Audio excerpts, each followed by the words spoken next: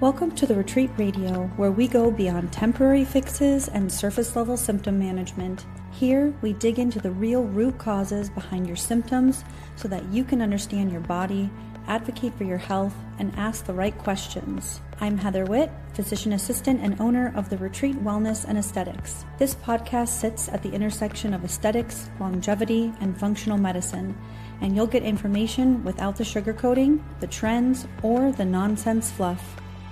Let's get into it. Hello, everybody, and welcome back to the Retreat Radio. My name is Heather, and I am here again today with Val. Hi, everyone. If you don't know who I am, I'm actually the digital marketing manager here at the Retreat. And today we have a special surprise for you all, right? Yeah. Last time we posted our podcast where Val was basically asking me questions, wellness related, so I could help try to train her on everything. You guys really seem to like that. And so I thought I'd bring her back on today for some new questions. So what do you have in store for me today, Val? It's going to be a surprise, but I think I have a good collection of aesthetics and wellness questions this time, not just wellness. Good. So let's jump into it. All right, let's get going. All righty, let's get started. My very first question is, what the hell is collagen banking?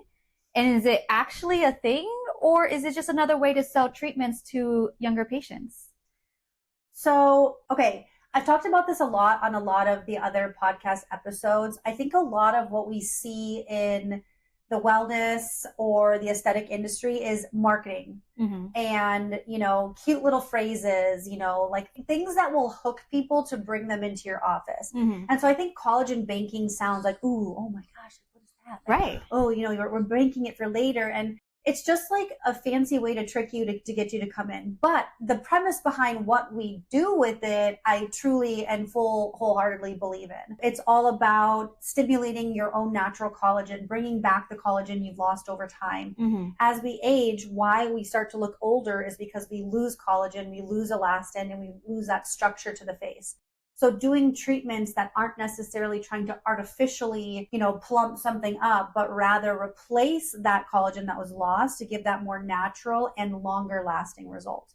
So the premise behind it, I truly believe in and love. Yeah. But I hate these little trickery. I mean, I think it's working. I mean, I think collagen banking sounds amazing, right? So what kind of treatments would you say can work with that? I think number one, Sculptra. That's one of our favorite things here at our office. A lot of injectors use hyperdilute radius, which I equally think is great in the right places. I don't really like to use that too much in the face because it does have volumization to it as well. So do we still carry radius? We do not. Okay, no. That's what I've worked with it before, and I love it. Hyperdilute radius in the neck. I think it does a really great job. But in the face, I still think it's just a bit much. And it can clog the vessels, and so you can't really dissolve it because it's calcium hydroxyapatite. So it's just a little bit more risky. And I just love Sculptra, and Sculptra doesn't give the volume, so you don't get that puffiness. You just get that strict collagen stimulation. So I'd say that's one of my favorite methods. Microneedling, well, I guess I should go in a stepwise fashion. So Sculptra is kind of your base. Next, I would say would be deeper resurfacing lasers. So something like a 1927 nanometer, or a CO2, which is more in the 10,000 range. I'm getting a bit scientific here. But the 19 one that you were saying earlier, is that our NOUVAderm? Yeah, so that's our NOUVAderm. It's also the Moxie, if people have heard of the Cyton Moxie. Some of the Fraxels, depending on the setting or the level you're using. And if you kind of crank up a Clear and Brilliant, it's kind of along there as well. So what these do is they work a little bit more superficial than what a Sculptra can do, but they as well stimulate that collagen turnover and help resurface the skin. Then we have things like microneedling, which are going to be that very, very superficial layer. So you've got your Sculptra, which is kind of all of the studs and all of that if you're building a house. Then you have the Sculptra, which is going to be all of your lasers, which are going to be all of your drywall, all of your flooring, all of that stuff. And then you have your microneedling, which is going to be the paint on the walls and the little trim on the tops of the walls. So that's going to be what gives you that very smooth kind of sandpapered polished look to the top of the skin, that more superficial collagen stimulation. And then obviously we have our skincare, things like retinols or exfoliants. And I think if you have some type of a combination of at least 2 to 3 of those, chef's kiss. Awesome. And I like that analogy that you gave us about the house. I think that was very easy to understand. Yeah. What age do you actually recommend patients start coming in for these treatments? I mean, you can even start in your mid to late 20s if you really want to start that preventative measure. I think starting even in your young 20s with those like upper layers, so like your retinols and your microneedling. I don't think necessarily you need to start Sculptra that soon, but definitely into like your mid 30s. If you're not already doing Sculptra, like you're behind. And although Sculptra still can correct, it is better as a preventative measure. So definitely I want most of my patients in their 30s on, again, at least 2 to 3 of these things. Got it. I know that after a certain age, is it 20 years old, that when your collagen just stops producing as much or like starts to decrease rapidly? Is there any way with this collagen banking where we could get to that level before it starts decreasing? Does that kind of make sense? Yeah, I see kind of what you're trying to say. You can't, even if you were to like build all three, if you were to build everything up even in your young 20s, that doesn't mean that you're not going to continue to deplete your collagen as you age. We have not come up with a method of stopping collagen degradation. So that's like what I think everybody is like, oh, well, when are we going to discover whatever that is? Yeah. So all we can do is do our maintenance treatments where if you start super, super young, you may not need to do a build-up phase. So for instance, a lot of times when we do Sculptra, we're having to do like 6 vials like right off the bat. Or we're having to do like a series of 3 to 4 microneedlings or laser treatments to kind of reverse the damage that's already been done. If you're starting super young where you don't have a lot of the degradation yet, you can kind of jump right into a maintenance program. So it becomes more affordable. But you will continue to deplete at 1% of collagen every year after the age of 20. I see. All right, science, get to it.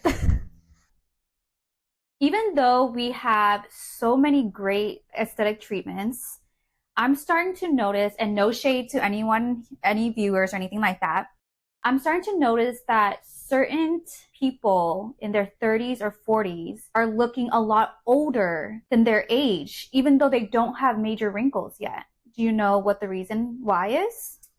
So I think what most people are noticing is like all of the, the people on the reality shows. Yes. So like, exactly. Yeah. Like a lot of these reality shows that I see on TV, they'll put their age up and they're like, late 20s. Like 25 or something. Yeah, they're like 28. I thought they were like 35. I know, and I'm like, whoa, I'm taken aback because I'm like, holy smokes. She looks like mid-30s to late. That's my phrase.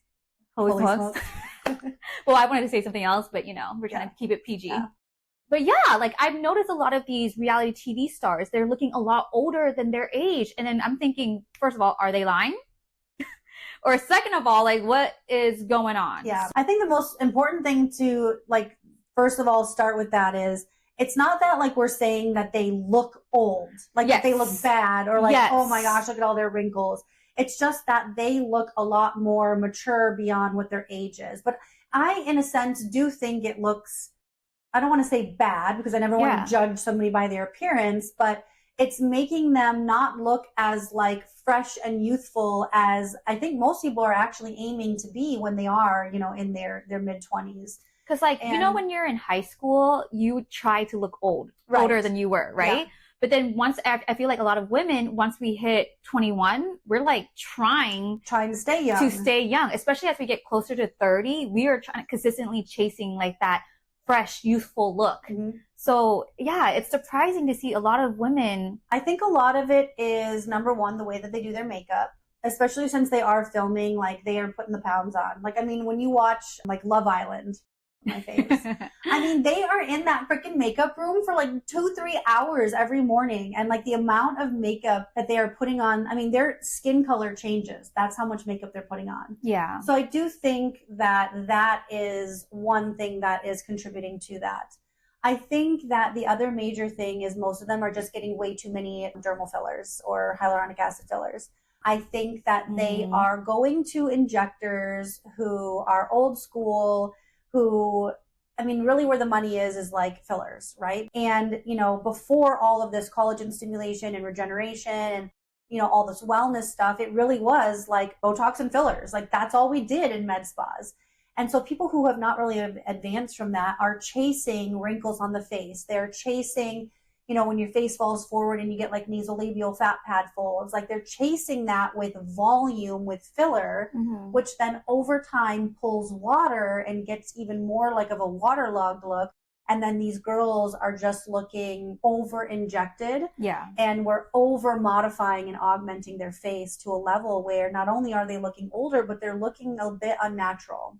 And so I think that that's what that is. I think that if they were to dissolve a lot of that filler, do a lot of collagen stimulation treatments, they are going to look much, much different and more appropriate for their age, but still beautiful. I agree. I think a lot of it's overdone looks. And I think that's why this industry, again, has such a bad rep.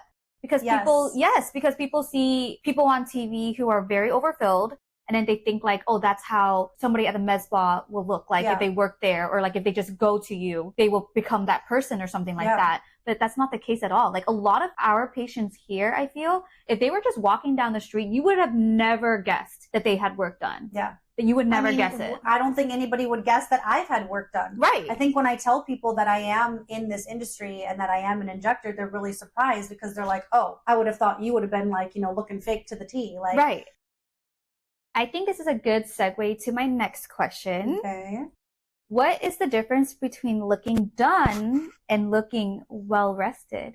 Yeah, that is like, it very much goes along with that. I think that the rep that the aesthetic industry gets is looking done or looking fake or just looking over the top. And I think that's why a lot of people think badly of it and say, oh, like you're going to go get that stuff done. Like you're going to look bad. Or a lot of my patients, they're like, I don't want my husband to know. Like my husband is just like so upset that I'm doing this, because in their mind, they're seeing, like on the other podcast, I talked about Christmas with the Cranks. Like they're seeing that Tim Allen face. They're seeing these women with these big, like, fish lips blown up.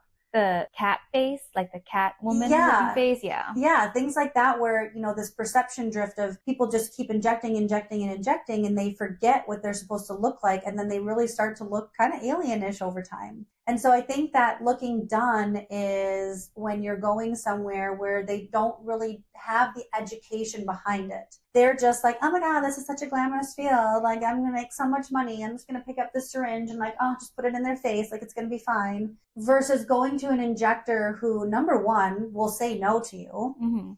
And number two, when you come in and say, this is my concern, it's not, okay, well, they want under eye filler, I'm going to do under eye filler. It's, well, no, if that's your concern, this is actually what's going on, why that's occurring. And these are the things that we have to address that. And by sticking to your guns with that and turning away sales if needed, if they're not willing to follow that treatment plan. And so looking really well rested is just not necessarily trying to augment the face, but really trying to just naturally bring back what has been lost over the years and knowing the limitations to that. I want to say, like, I think one of the biggest flexes I could ever get a compliment about is you look like you slept for 8 hours. You know what I mean? Like, I think that's just a nice compliment. And I think looking done is when people can tell you had work done, right? And I can't tell you, like, the amount of times I've told people, oh, I have my chin done. I had nose filler. I've done this. And they're like, what? They're like, what? And I was like, yeah. And I didn't realize they just thought that this is just you. Yeah.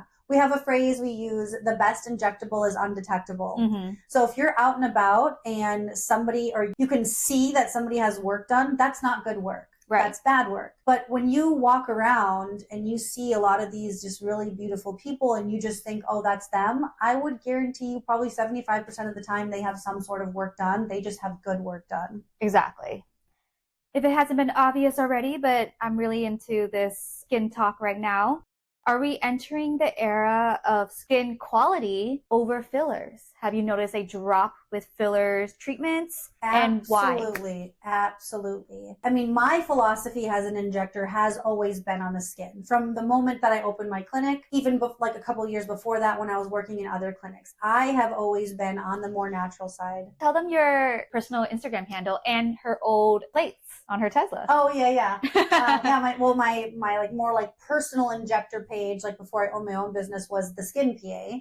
And then obviously I got my plates on my car was Skin PA, which it's not that anymore. So yeah, so don't be looking for that around Newport Beach. I drive a little bit crazy. And so I think I got myself in trouble sometimes because then if people like know my plate and they're like, well, that bitch just cut me off. Like, yeah, oh, that's Heather. But yeah, which actually, fun fact, has happened to me before as I was driving to work here once. I cut you Heather, off? Yes, you cut me off one time. You're probably going too slow. Oh, you see what we deal with? I'm not a patient person when it comes to driving, so. But she's patient with everything else. Yes. That's always been my philosophy is the skin is kind of the base, making sure you're keeping that collagen up to date and repleted. And filler I still use, but I use it sparingly where it's appropriate.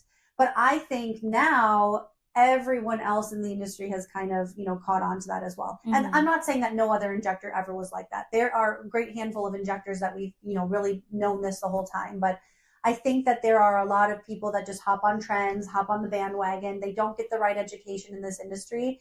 And so they just went by, what they've been told. And I think now we really are seeing that, patients are even catching on to this. They don't want to look like that. They don't want to look over injected. I do feel like it's become a problem though, because in some cases, like filler is still the answer. Like if I need to build a chin, like if you have a recessed chin, I need filler to do that. I cannot do that with Sculptra. I cannot do that with biogel. I cannot do that with some fancy laser. And patients are now so afraid of filler that they're like, oh, no, I don't do filler. I'm not putting filler in my face. Like, I don't want to look bad. And so it's trying to, again, re-educate my patients on what the difference between abusing that is and what using it sparingly and appropriately looks like. Right. But I think in general, the industry has moved and shifted more toward regenerative treatments, collagen stimulation, and more natural looking things. So you did mention that you would still use filler in the chin. Are there other areas of the face that you would still use filler in? Yeah, I still love filler in the temples for the deep temples when you're really trying to build out some of that volume there, because the temple is kind of like a bowl. And so if you're just trying to put a top on the bowl, you have no structure within it. So I still like to use filler deep in there to kind of fill the bowl, and then I put a lid over top with other things. I still do like it in that medial deep cheek fat pad area, so that mid cheek area. I can do that with other things as well, but you're not going to get the true volume replacement you need as if I were to use a filler. And that is an area that really, really flattens out. And when you don't have that support there, it affects the under eye, it affects the nasolabial fold, and it can even affect the jowl. So I still love it there, and I love it in the chin and obviously the lips. I would say obvious. Yeah. Obviously the lips. Yes. So those are, I would say, the main and pretty much like only areas that I use filler. Everywhere else, I'm using biogel, or I'm using Sculptra, or I'm using like laser for the skin. Awesome. So we've talked a lot about treatments in office, right? Let's now shift gears to things that patients are doing at home. So what would you say is the top things that patients are doing at their homes on themselves that is quietly ruining their skin? So not the obvious, so not the obvious stuff like the dermaplaning and stuff that people do at home, but the stuff that people are told by trends that they should do or they saw online that is actually ruining their skin. Okay. Well, number one, I don't think this is what anybody's telling them, but not washing your face every night or like going to bed with your makeup on. Oh my gosh, that is so terrible for your skin. I don't have like some statistic on how much it ages your skin, but I know it's out there. And it is just, it's doing a lot of damage to your face. So always wash your face. Have you heard of people who choose not to wash their face when they wake up? I was just about to mention that, yes. Because you already know. You know I'm a big stickler on that. Because I actually do have a couple of friends, not calling y'all out, who've told me like they don't need to wash their face in the morning because of all the lotions they put overnight. They want to keep that glow going on throughout the day. Oh, so, it's common. Yeah, they don't wash it. I would venture to say over half of the population does not wash their face in the morning. But when you sleep, like you sweat, and your pillow, as clean as you like to keep your pillow, or as often as you change that pillowcase, your pillow is full of bacteria and germs and oils. And yes, you put your nighttime routine on, but now you need to put your daytime routine on. Most topicals within 12 hours, like when you wake up the next day, like they're not active anymore. So keeping them on longer is not doing anything for you. I know me personally, when I wake up, my face is like so greasy in the morning. Yes, mine is like literally an I would feel like disgusting if I didn't wash my face. Like a pan of oil, honestly. I'm like, I don't know how anybody can do this. But then I always figured it was because I'm oily type skin. And the friends who've told me that they don't wash their face in the morning, they're more on the dry side. Right. So that's what they kind of combat with me when I ask them about these questions. Well, a lot of people tell me too that they think, well, I'm going to overstrip my face if I'm washing it too much. And I'm like, it's not like your hair.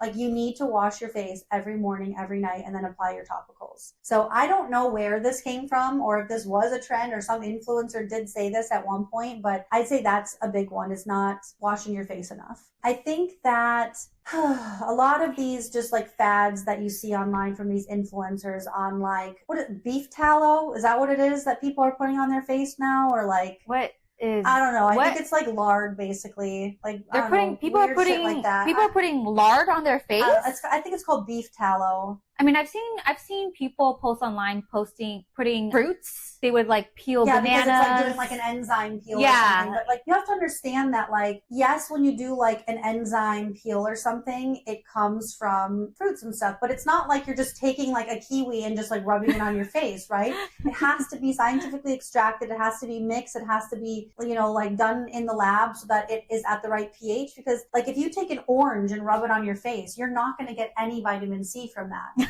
You know, like vitamin C has to be formulated in a certain way for it to actually be able to penetrate the barrier of your skin. Your skin is a lipid bilayer. So it's made up of these, they almost look like little sperms. And they are like head to head with like the little tails on either end. And this creates almost like a seal on your skin. And certain things cannot get into that or out of it. That's the whole point of it. And so just taking something like that and rubbing it on your face is not going to give you the same results as going out and buying a well-formulated product. I don't necessarily think a lot of these things are like, I would say, harming the skin, but you're not doing anything for yourself and you're looking pretty dang silly doing it. Some things that I do think you can damage yourself with are like at-home microneedling devices. Some of those, I don't know what they're called. People use them under their eyes. Eye patches. They do like currents and stuff. And all those little devices. Again, like, I don't think that's hurting you, but like, it is literally doing nothing for you. And you just spend $300 at the store. Take that $300 and go in and get an actual treatment done that's going to work for you. Wait, what are you talking about with the under eye thing? They're like these little, it's like a little pen with a little ball on the end, and you like roll it under your eye, and it like supposedly emits like those eye rollers waves or something. Yeah. I see. You know, they used to have like at-home microdermabrasion things, and I think that patients just overuse them. And I think that the same can really be said for topicals as well. I think that a lot of people are kind of lured in by packaging, and they're using 50 different serums and things, all of which are not really doing anything or canceling each other out. And then people are usually over-exfoliating or overusing their retinoids or their retinols. I think, you know, a lot of these products are like, oh, you should get ours because it has this obnoxious amount of like acid in it or whatever. More does not always equal better. And, you know, if the bottle says use it like 3 times a week, use it 3 times a week. Don't use it every day. Yeah. So I think it's just overuse of things and trying to kind of experiment on your own, and sometimes just doing too much. Just like with everything else in this industry, too much is not a good thing. Yeah. More does not always equal better. Right. Do you have any other tendencies that people do at home that are ruining their skin? This is one, but I mean, I do it too. People pick at their face.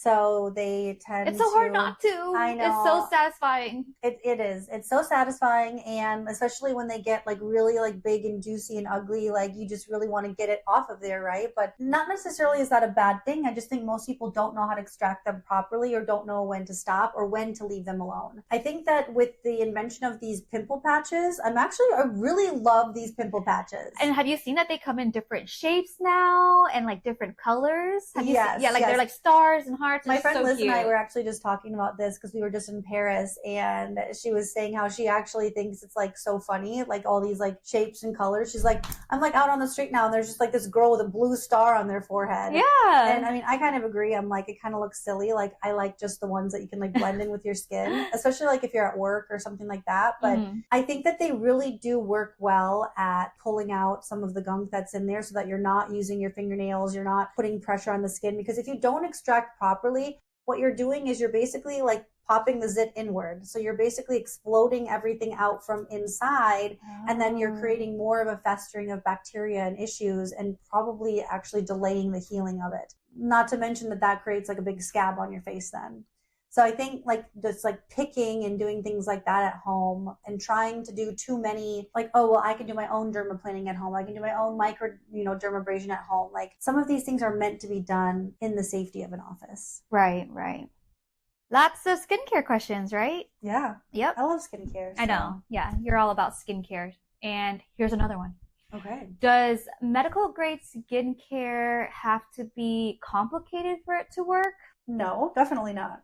I think this kind of goes back to what I was just saying on the last question is I think a lot of people get sucked into this like pretty packaging or like, oh, I need this serum, this serum, this serum, this serum. And you don't need all that. Sometimes when you're using too much like that on your skin just gets overwhelmed and can't do anything with it. So I really think that for anybody's skincare routine, all you really need is a good cleanser, a good like mechanical and chemical exfoliator, a good retinol. I believe every single person like over the age of 21 should be on some form of a retinol. And I don't think you need to be on like a tretinoin or something like that, like an actual vitamin A complex. Let's dive into that because I know that you're a big opponent of Tret, but Brittany, Nurse Britt here, yes, she is a big advocate for Tret. So why are you so against Tret? I didn't used to be. That used to be my go-to, and I was a retinol hater because I think there's a reason to hate a lot of retinols because I think a lot of retinols are created really shittily. Not even a word. Shittily. I mean, but we get it. But I like tretinoin. So tretinoin is basically like a true, like it's a retinoid. It's pure vitamin A. You put it on the skin, it gets utilized immediately. There's no conversion processes that have to happen like with a retinol or with like a retinaldehyde.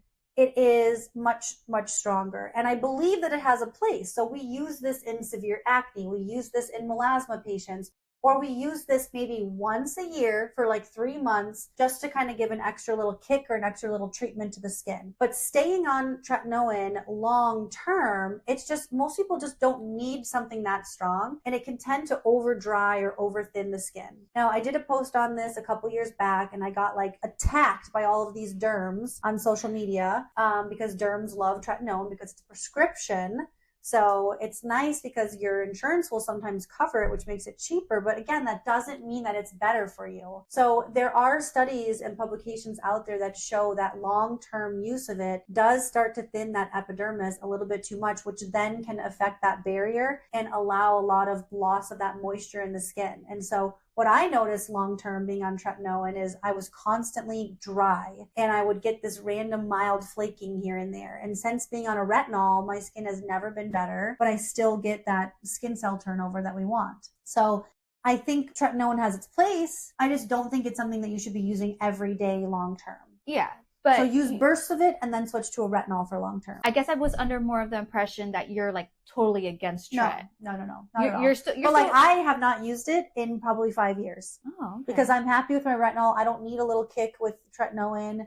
I just don't feel like I need it. I feel like it's very specialized circumstances when somebody needs it, and even then, short bursts. Yeah. Good to know, because Brittany has been convincing me to go on Tret. Because, I mean, Britt has amazing skin. She does. So do you. But then now I'm finding out that you were on Tret. You have to always take into account that, and I say this with everything in this industry, correlation does not equal causation. So just because Brittany's on a tretinoin does not mean that's why her skin looks beautiful, right? She could have good genetics. It could be other things she's using. She is, younger than us. Oh my God. I just realized I just fell into the classic case of our patients who are like, well, my friend does this and that's why I want it. Exactly. Without even thinking about what's best for me. Right. I feel like you have been on tretinoin before. No, I've never been on Did you go on, I thought you did a complex A or? No, never. Okay. I know that you had a little bit of difficulty like with like the wrinkle and texture from Zeo. Yeah. And so not necessarily, again, I'm not pinning that on, well, it was a retinol, so now you need a tretinoin, but maybe that was not the right retinol for you. Maybe that one was too strong for you. So we carry like 2 or 3 different retinols here in our clinic because it's not like everybody needs this one thing. Mm-hmm. So it really just depends on what the patient's goals are on what I'm going to give them. And so I still do recommend tretinoin sometimes. But back to what we were talking about with that, I think that if you have some type of a good skin cell turnover product, so a retinol, a tretinoin, something like that, your cleansing stuff, your exfoliators, because that's another myth that people don't realize is a retinol or tretinoin is not an exfoliator. Right? Mm-hmm. It does not exfoliate the skin. What it does is it speeds up your skin cell turnover. So what happens is you have layers of the skin and you have skin cells that are created at the bottom of that, and then they move up through those layers of the skin over a designated period of time. Then they sit at the top and they die off, and then they kind of like flake off here and there, but they can get stuck up there and they can get mucked down by moisturizers, which is another thing that I don't like are moisturizers, not hydrators, moisturizers. And so that can gunk that all up and actually keep it there. And so it's not actually exfoliating it off of your skin. It's just bringing it to the surface quicker. So you still need exfoliators, glycolic acid, salicylic acid, other AHAs, PHAs to actually then exfoliate that off the skin. So that's why you need a combination of both of those things. And then a really great growth factor product and or a hydrator product. And that sunscreen too. And that's all you need. Yeah. You don't need to have 5,000 million things. Yeah.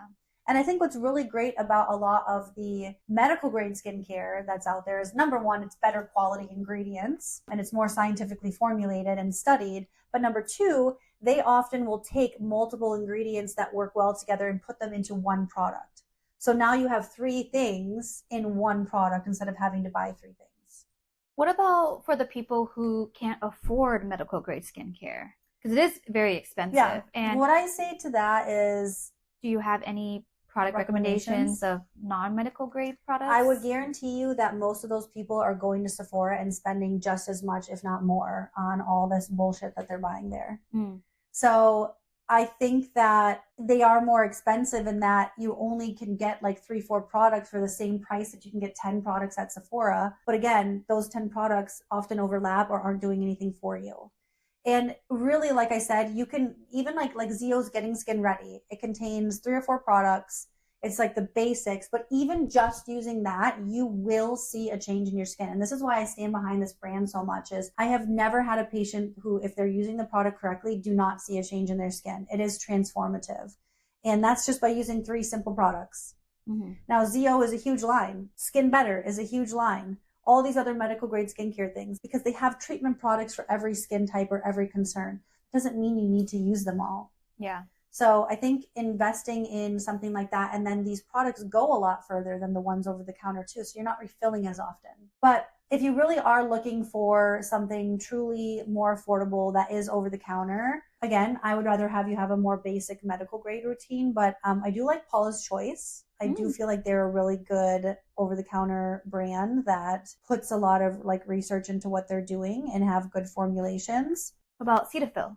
I know that's another really popular brand. Cetaphil, it's not going to harm you. It's just not going to do anything for you. Cetaphil is really good for compromised skin. So this is why dermatologists love it. And I never want to sound like I'm attacking it like it's not a good product, but they are prescribing that to patients because their patients have eczema, their patients have psoriasis, their patients are having a rash or dermatitis at that time. Or if you're healing from like a peel or something, like that is when something basic like Cetaphil is going to be good for you.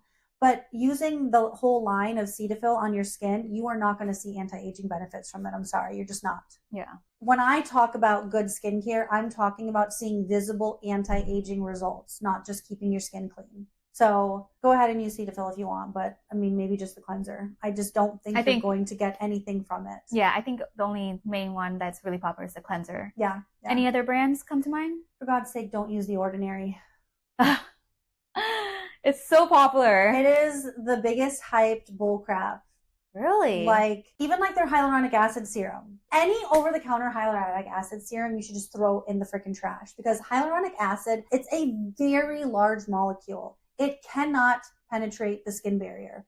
It has to be specifically manipulated and formulated into a smaller formulation for it to penetrate, or it has to have a special encapsulation to move it through that skin barrier. So anything over the counter is not investing that type of money or quality of ingredients into their products. So that is literally sitting on the surface of your skin, and you probably still spent $38 on that bottle, and it's literally doing nothing for you. Interesting. Same thing with vitamin C. I honestly don't use vitamin C anymore on any of my patients. I feel like it can be sensitizing to a lot, and I'd rather use a rich antioxidant serum. But vitamin C needs to be in L-ascorbic acid or THD, tetrahexadecyl ascorbate. But it needs to be in one of those two forms for your skin, again, to be able to use it. And if it's not packaged properly, it will oxidize in the bottle. So again, you're rubbing this expensive nothing on your skin.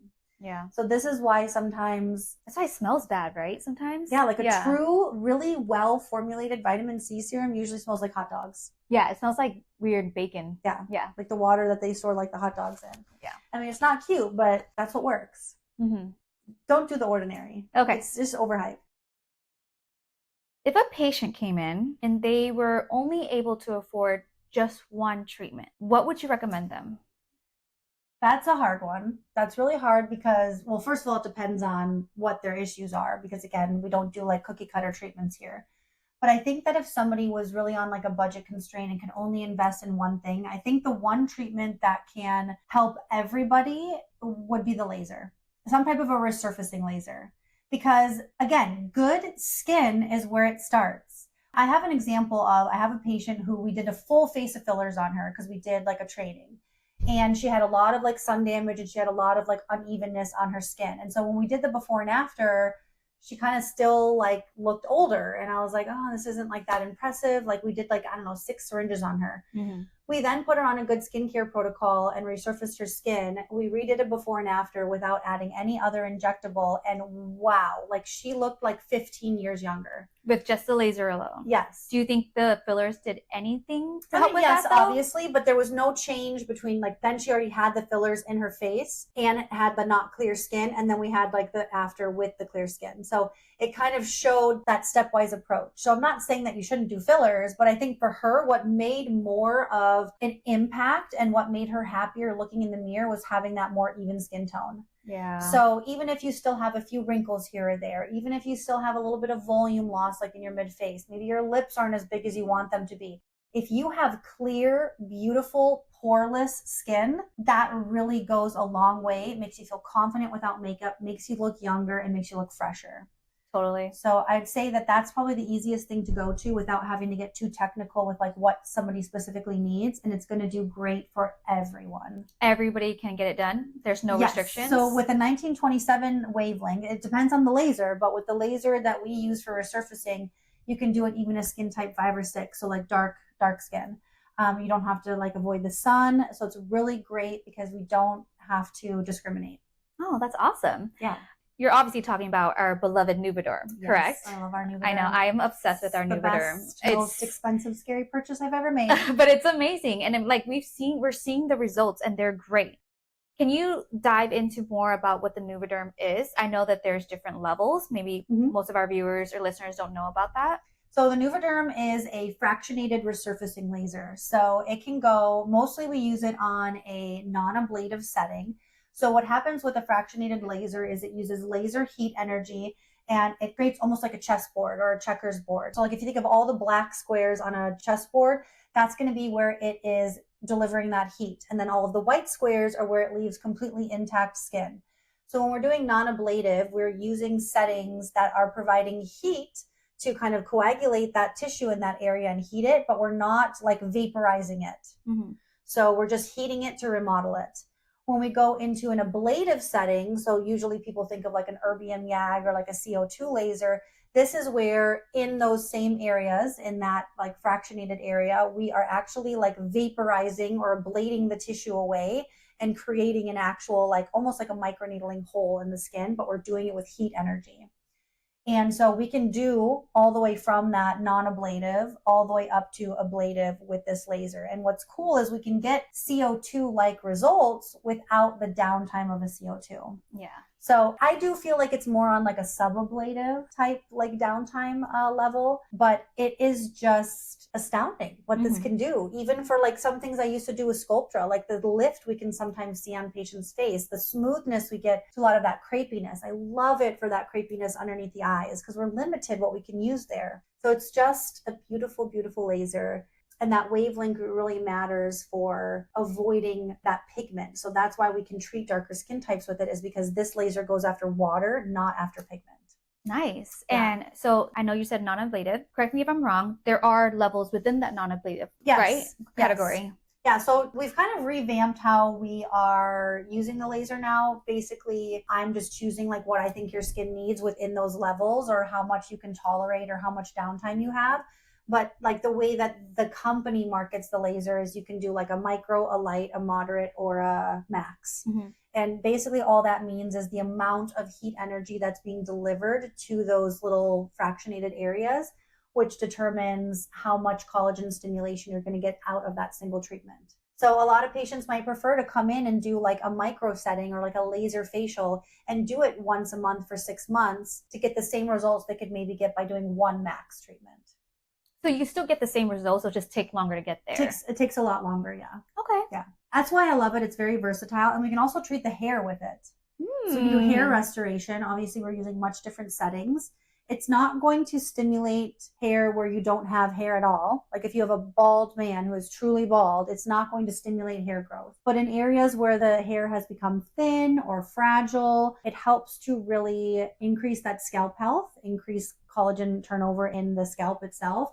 And it also helps to stimulate that hair follicle and keep it healthy so that it can produce a more healthy, thicker hair.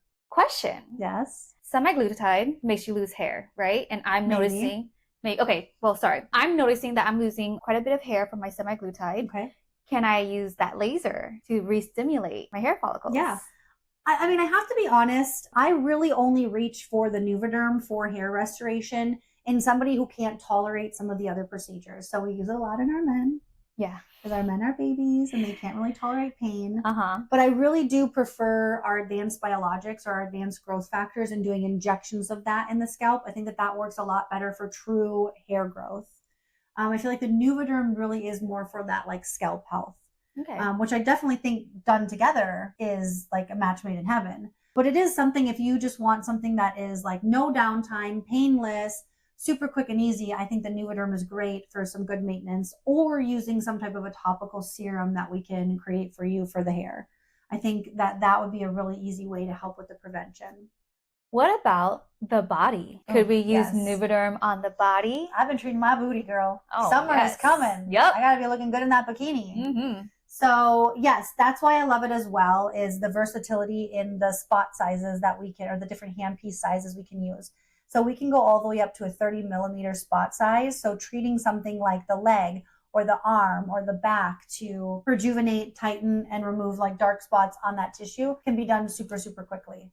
So you no longer have to go in if you want to do like your full body and be in the office for 4 or 5 hours. You can do this in like a half an hour. Wow. That sounds amazing. Are there any parts of the body that it's off limits? No. Wow. You can really treat anything with it. Wow. Yeah. Amazing. I mean, so I guess the only thing I'd say is because, now we're in the age of, there's a lot of devices out there for vaginal health. Yes. So for external and for internal. So this device cannot do any internal work for the vaginal area. But external, yes. Yes. So I would avoid like using it anywhere like on that wet mucosa or like that interlabial area, but it works really nicely on that outer labia, again, for that kind of tightening and just overall rejuvenation. I mean, there are other devices you can use as well, but this can work as well. I probably also wouldn't use it on the penis. I can't think of a reason why you might want to do balls. That. I mean, maybe, but I don't know. I don't think any guy would even let us do that anyways. Right. That'd be funny though. Yeah. Okay, so I know I asked a ton of aesthetic questions, mainly about the skin, but I still have a ton more questions on wellness. Okay. So I'm thinking, should we actually break this up to a two-parter? I think so. Yeah. I think you guys like that when we do that. It leaves a little bit of suspense. And I think also we can keep the episodes a little bit more manageable. Totally. So I think we're going to stop here. We're going to take a break and stay tuned for next week. Yeah. Because we'll jump more into some, I think you said wellness related Q&A style. Thanks for listening and joining us. We'll see you next time on The Retreat Radio. Bye. The information shared on this podcast is for educational purposes only. It reflects clinical experience and opinion and is not intended to serve as a diagnosis, treatment plan, or medical advice. As always, please consult with a qualified healthcare provider before making any changes to your health, medications, or treatment plan. If you want to be a part of our community, make sure to follow us on Instagram at theretreat.wellness and theretreat.aesthetics. Thank you so much for spending part of your day with me today, and until next time.